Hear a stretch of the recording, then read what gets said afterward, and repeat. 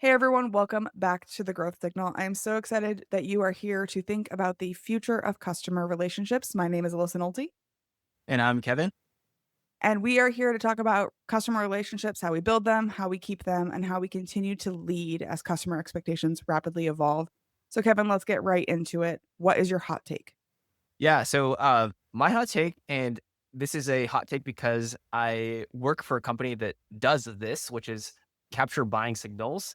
And my hot take is that signals are a commodity. And eventually every vendor is going to be able to provide you with signals. And what really matters is the ability to is what's called identity resolution. So that's the ability to identify the person behind that signal with some degree of confidence and then unify those signals to that single identity. And when you combine those two things, that is when you're able to actually unlock a lot of um, really fun, high converting plays for outbound. So yeah, that's my hot take. Happy to get into it more. Yeah, I would love to dive in that more. So, are you essentially saying, you can correct me if I'm wrong, that almost in the world of research, we remove personally identifying information, right? We want people to basically, you get anonymized, all that good stuff. Are you saying that we should basically not be doing that? We should not have personally identifying information to remove so we can connect people's actions with who they are in the real world? I'm not saying that so much, although it is an interesting thought experiment where it's like, oh, maybe we don't need to capture all this information about this person, like by making them fill out a form and requiring that they use a work email and all this kind of stuff, because you're able to then identify these people outside of, what your first party owned, user journey is. So I certainly actually do think that that is a trend we're seeing, is like if you're able to identify people outside of, what your typical like marketing funnel would be, things like how they're engaging in GitHub or a Slack community or maybe on LinkedIn and social channels. Like if you're able to identify and engage them on the channels that they care about there, that's like actually very like interesting thought exercise. And that's something that where identity, it's not really identity resolution, it's more of like enrichment. Like you're able to identify this unique thing about this person and then like know who they are within this channel. Like that is certainly like a thing that people are getting into. What I was getting into more is that when I say that signals are a commodity, is that, a website signal or a job change signal or anything like this, that people traditionally think of as like a buying signal, it's kind of trivial to capture that information now. It's like there's plenty of different vendors and plenty different platforms that do that. The harder part is actually, unifying that all together into a user record so that you can then, that your go-to-market team can then like take action on top of that. And like I see a world where adding another signal, we have like, 50 plus different signals that we capture through Common Room, but adding another signal, and it could be even a signal that like AI is going to go fetch for you. That's a prompt that anything you can imagine. Um, anyone will be able to go pull the signal and return it back to a platform. But then the actioning part of it is like the harder next step. And like that really requires identity resolution and enrichment on top of it as a secondary, like kind of pillar to that motion. Yeah, it really comes down to, I had an executive one time give me really good advice, right? So I worked in a research company. We were presenting research findings, and his one question was, "So what? Who cares?" Right? And that's to your point about like actioning it and what comes next. Being able to take those signals and unify them in some kind of system, whatever it is, probably in the process of being invented right now. Whatever that is, and then giving your go-to-market team the ability to actually take action on what they're seeing without having to sift through the signals. Yeah, yeah. The way I see whether you call it an ops person or a manager or like a go-to-market engineer is like the cool new term. The way I see it is like those are the people who are like kind of architecting and building these different plays, and they're mixing and matching different things that they know about the customer, the account, their journey, their attributes about them. And so um what a popular phrase for this is building micro campaigns. And so it could be like, and the idea here is to identify this group of people or group of accounts who have this very specific timely thing that make that put them into a bucket where it's like, okay, as a go-to-market person, if I reach out to this account because I'm identifying some certain pain points that this group of the cohort of people all have in common, that allows me to be like really hyper specific and hard hitting with my outbound messages. Essentially, like the promise of identifying the right person with the right message at the right time, which I have been guilty of, and like plenty of marketers have been guilty of just like promising that, but like it is now actually coming to fruition. And I feel like that is kind of the job now of this like go-to-market engineer is to like build those things, those maybe it's the signal stacking two different things together, plus like, where they work or what role they are, or whatever, into like this really hyper specific audience. And then like layering on top of like why that person should care about whatever reason why you're reaching out to them. Like that is like to me, the end all be all of how like go to market is effective in this day and age. Yeah, I think I'm seeing kind of a dichotomy right now, right? Like we have some people who are really doing that well, and they're diving into that hyper personalization. And we used that word like 10 years ago, right? But now it actually means something. It's not just really well segmented campaigns. But then I'm seeing the other side of it where it's just people are throwing a bunch of stuff into an AI and an automation and then blasting everybody and hoping that the message lands. Yeah. Yeah. Well, I think what you're talking about is kind of like in the AI SDR space where the promise there makes a lot of sense, where it's like, okay, you hiring a sales development team. That team is relatively junior. You're giving them like these specific playbooks. They're adding people into a sequence. The old book that this was based upon is called the Predictable Revenue Playbook, and like that worked in maybe 10 years ago. And then if you're going to replicate that play, then it doesn't make sense to hire an SDR team Right. to do all this stuff. And so that in that case, it makes sense. It's like, well, gee, I just have an AI do this. It's gonna do like a cursory glance at someone's LinkedIn profile, personalize some stuff, like your alma mater, things like that, and then it's Yeah. gonna send out a message at scale. But like that data is not really bespoke or interesting, and it's all commoditized as well. And so that's where you're getting like this flood of information, and everyone's in this case to you, it wasn't even like getting that right, but that's where you're getting like this kind of like not generic, but like everyone can kind of tell when they're getting those kind of messages, and it's like blowing up inboxes or your LinkedIn inbox at scale. And so that's where, to me, I don't even like to use the word personalization. I'm more like, let's use context or relevance as a way to say like, oh, we actually understand what's happening here. And that's like what you need to get to. So that way, when you do reach out, it's received well. And also like it elicits some sort of like activation from the person you're sending the message to. Yeah. I think relevance is my word of the year right now because that's what I'm seeing a lot of. Like, we're sending out more messages than ever before. We're connecting more often than ever before. The frequency is up, right? But is the relevance meeting the moment? When you're looking at, wanting to start down this path, right? Of how do we take these signals and make them no longer a commodity, or if they're gonna be a commodity, how do we maximize their effectiveness? What would be the first thing that you have a leader start doing if they want to head in this direction? Yeah, and this is a question I get asked all the time, and actually even created like a AI tool to go like to help people out, where you just like plug in your domain and it'll like go give you some recommendations here. But I've kind of like developed this process for doing this, which is essentially like um, the thing that I'm always looking for is like, okay, what is the trigger? What is the thing that puts your ideal customer profile into market? And if you can identify what that is, it could be, they're doing like a database migration, or they just hired a bunch of people in EMEA or something. Like these are like the kinds of like triggers or things that like put an account or a person into market. And if you're able to like really either talk with customers or like know what those things are, then it's pretty easy to actually like reverse architect, what signals you should care about that kind of are giving you clues, or maybe sometimes they're actually like, no, this is actually what this means. And if you can get to have that hypothesis of like, okay, what is happening that is putting this person in market, that's what you're looking for of like to get relevance is like you're identifying this thing, and that thing means that trigger means that there's a pain point at this company. And guess what? Like you're reaching out in a way that can resolve that pain point. Like that is always what I'm looking for in the starting point. And so it's kind of a non-answer because it's like, I'm not saying, oh, start with website signals or start with job change signals or start with product signals. Like it really depends on your go to market motion and understanding what that trigger is for your core audience and what puts them in market. And so like that is the thing to think about. It's very much more like a first principles way of thinking versus like a very tactical thing.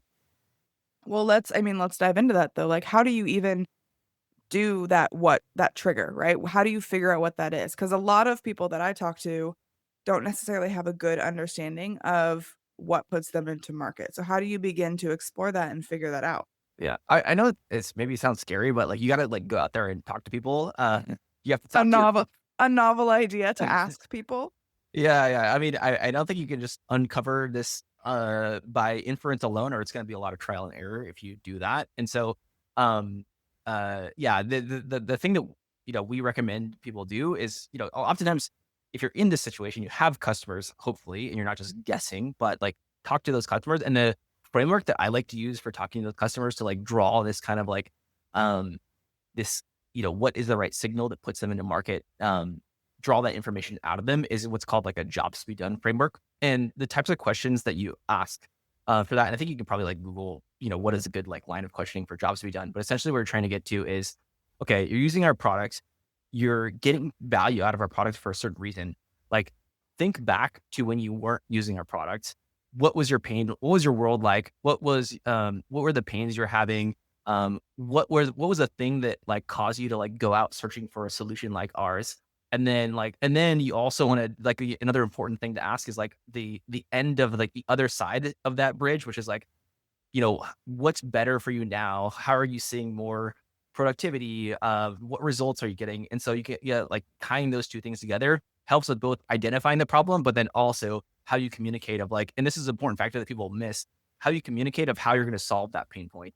And so I like to use that jobs to be done kind of framework line of questioning for drawing out like what is that signal that puts someone in market.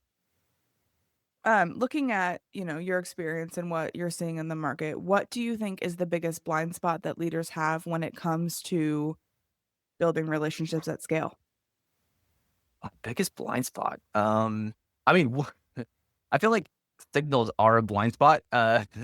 Where um, where I don't know if it's the biggest blind spot, but oftentimes like there's just so much information out there. People are very digital. People are very connected, and there's all these conversations, there's word of mouth, there's like people exploring, how to solve their problems on all sorts of different channels. And that is often a blind spot that, people may be stuck in like an older way of doing things where you had more control over the customer journey is like, you're blind to like all this great, outside signal for lack of a better word that your audience is essentially like giving you clues about. And so, that's where, not to plug common room too much, but like that's where a product can like go return all of that signal for you and then help you like identify like where are those blind spots where like you want to go that like if you're selling, you want to go the path of least resistance. And the path of least resistance is those customers that you found that trigger from, or they're giving you those clues. And so, oftentimes people, the customers that we talk to and work with are sometimes blind to like all this information that is at their fingertips. A really, really good example of this is open source signal. And so we work with a lot of commercial open source companies, and you would be so shocked at how many times like their product is a hosted version of an open source software, and their sales team has no idea that there's a bunch of people at like really high quality target accounts that are using using their product in an open source fashion and engaging and asking questions and doing all this stuff on GitHub as a like shared developer community. It's like this is There's a gold mine it's over a there. gold mine. You don't want to exploit that gold mine, but it is like helpful in terms of like helping you prioritize like what accounts are actually using our products. And some people are just completely blind to that stuff. Yeah, I feel like in my experience, and I tend to work with like enterprise companies where they have a wealth of data. And I almost feel like sometimes the leadership has a propensity to want to overwhelm, not on purpose, but they're like, well, we have these 55 data sources, so let's bring them all in because any data is better than no data. And they bring it in and dump it in and then just hope that it magically, surfaces insights without understanding that there's a curation process and not all signals are good signals. And some are actually false flags that are, giving you bad information, but in the guise of good information. Yeah. Yeah, I mean, this is a common problem we see too, is just, especially at, like, the larger companies, they have a, plethora of signals. They have tons of website traffic, they have tons of social engagement, they have maybe open source or product-led signals, and, you know, a recipe for failure is to just dump all this onto your go-to-market team and be like, "Figure it out." You're gonna Build get me a dashboard, give me a yeah. report, right? You're gonna get analysis paralysis and it's gonna like spin everyone's wheels. I think that part kind of comes back to like, okay, what is that trigger? And can we chunk out and build these plays? Like this is almost like the responsibility of either the sales manager or the rev ops person to say like, okay, we're gonna focus on this because we have this really strong hypothesis that this group of people care about this one thing. And then you can always widen the aperture and keep layering and adding on to that. Like I've never seen anyone kind of lose the ability to scale in that sense. So I feel like it's a risk. 'Cause people are like, I want everything all at once, but like doing things that don't scale at first. Always, I've never found a ceiling of like the ability to start scaling and layering on and adding more signals and plays on top of that. Right, especially when you have your fundamentals, right, Right. Yeah. right? You You've gotta done the get core that work. right. Yeah. Nail the basics right first. Do those really well. And I guarantee it'll spur other ideas of how you can layer on more on top of that. Yeah, it's not a bad thing to go back to basics, but it's not a sexy thing to go back to basics either. Like it's not exciting, it's not fun. Nobody enjoys the fundamentals, right? But it is the thing that makes the difference between your company being successful and missing the mark when it comes to data. Yeah. Yeah. I mean, it's not a when it's snore or I'm gonna make everyone go to sleep right now, but um, that's listening. I wrote a post today actually about this. So it's very timely where it's like, before we, have this shiny object syndrome around like using AI to solve everything, like maybe like, we should just get the basics right of like updating records in our CRM and making sure that, every opportunity has a contact and that like calls are logged and things like that. Because like, shocker, like that is actually like the data that your AI is trained on. And so if you like try and layer on all this other fancy stuff, it's like the data foundation is like so critical to how to be able to go to market the right way that people like yeah, I know I'm boring everyone, but like that is like just a critical thing that people like often overlook. So yeah, do the basics I'm right. actually kind of shocked that like McKinsey and the big consultants don't offer that as some kind of like consulting services. Like, we'll come in and get your data right and like do all of those things and audit. There's got to be consultants out there who that's their whole shtick of like bringing you back to the fundamentals, making sure that you're AI ready or whatever the phrase that they would use is. Yeah, I mean there certainly are. I can't speak to the like agency consulting side of things. It maybe less of like a McKinsey thing and more of like a uh you know more of our own echo chamber of like go to market agencies that help out with that stuff. But they are out there. But I still feel like outsourcing that is something that you want to keep kind of close to the best, and it probably pays to have at least someone internally owning it and that has skin in Yeah. the game versus like outsourcing your data to someone else sounds risky to me. Well, someone who can ensure that it gets done, right? Because a lot of the problems that I see in companies with their data has nothing to do with the data itself or even the source or the repository, and has everything to do with the human behaviors associated with gathering, organizing, and placing that data, right? You don't have contacts in your CRM because someone in sales didn't put it in or RevOps or whoever, not because that contact doesn't exist. Yeah, yeah. Yeah. Oftentimes people are outsourcing a lot of this stuff on the enrichment side of things too to outside agencies, and um, I think that they find they're like, oh, the thought here is like, okay, I'm going to outsource this. They're going to do like a 3 month sprint. We're going to nail this, and it's going to be great after that. And then, but after the fact, entropy happens, and data gets dirty. People like fall into bad habits, and so if you don't maintain this and have the right upkeep, you're either paying a lot for an agency to come clean it up all the time, or, you're going to have like a chaos will happen quickly. And like the hard work that went into that is going to degrade over time. So it's a common problem that I see a lot. So we're gonna ask you to let us peek behind the curtain. If you are thinking about your signals and the work that you're doing at Common Room, what is the one signal that we should all be paying attention to? If we only have time for one, what is it? Yeah, this countered my other point from before, but I will, I think everyone has a website. Everyone has website traffic, and you have certain things and topics on your website, whether it's in your docs or an integration page or for us, it's like playbooks and resources and things like that. And I feel like if there's one blanket signal that applies to everyone, it's tracking and identifying accounts and people who are doing things on your website. And that is often a really good signal that there is already a lot of research and buying intent that has happened there. Some fun things instead of just people hitting like, I feel like people always ask, okay, like what website place would you run? And so like some fun stuff that's outside of like the norm of pricing page visits or like, amount of time on the homepage or something like that is um, people visiting like some place that really like is people visiting your terms of service page. Because that essentially means that like a security person from this company is going to review your terms of service to make sure it's Interesting. compliant. And so like that is actually a really, really strong signal where most people are like, oh, I didn't, I wouldn't have thought that that was a good signal. So I loved sharing that anecdote. I love that one. This might be you might have already answered it, but I mean, when it comes to like B2B sales and signals, what signal do you think is being underutilized? You know, I feel like if you have product led motion, there's like probably so many different PLG signals that are being underutilized. And again, like more research on the customer side can like help you uncover what those things are. Um, Another anecdote that I like to share is from my time at a company called Retool, and we were using PLG signals, or it was the typical playbook stuff like someone who signed up who's in your ICP, or, they're hitting ceilings of, product usage, things like that. Um, but one signal we found that was really interesting, and enlightening was we found some people would sign up with a personal email oftentimes, and then we would see like a really crazy spike in usage, like consumption of like someone connected like a massive like database, and that database is loading like a bunch of records.